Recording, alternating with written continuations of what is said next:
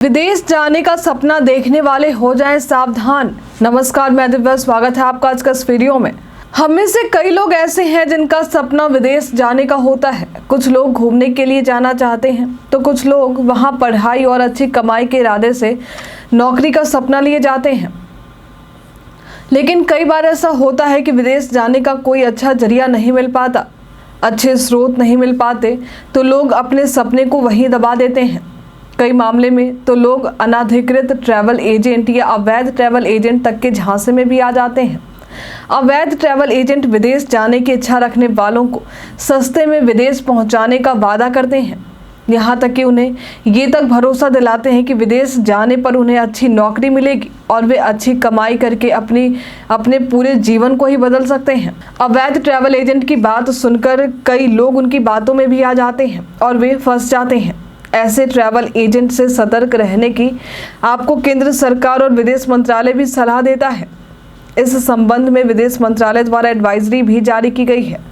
हमेशा इस बात को याद रखें कि यदि आप विदेश अवैध तरीके से या किसी अवैध एजेंट के माध्यम से गए हैं तो आपका कोई भी सरकारी रिकॉर्ड ही मौजूद नहीं होगा।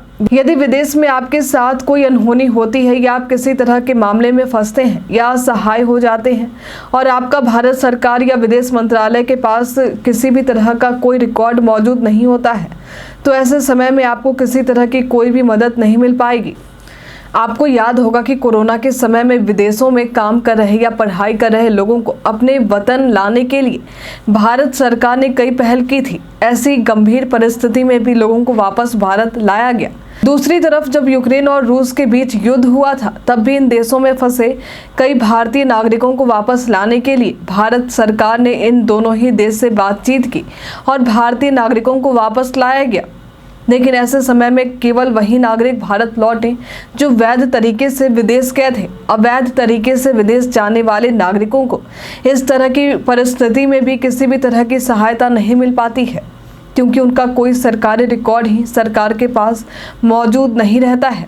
विदेश मंत्रालय ने बताया कि कई अवैध agent Facebook, WhatsApp, text message के माध्यम से ये काम करते हैं। इस तरह के अवैध एजेंट अपनी एजेंसी के बारे में जानकारी, किसी तरह के ठिकाने आदि के बारे में नहीं बताते हैं। ये लोग आपसे बात सोशल मीडिया कॉलिंग के जरिए ही करते हैं, जिस वजह से इनकी वास्तविकता का पता लगाना और भी मुश्किल हो जाता है।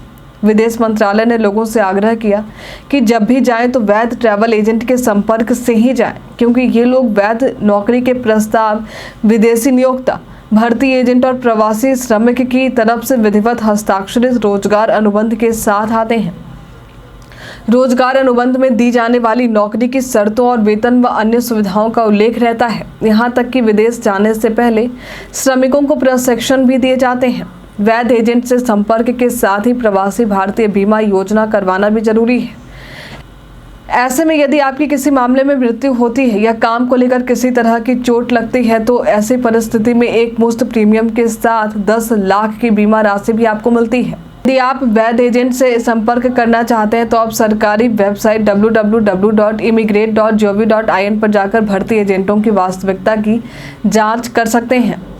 आज के लिए फिलहाल इतना ही। हमारे साथ बने रहने के लिए आपका धन्यवाद।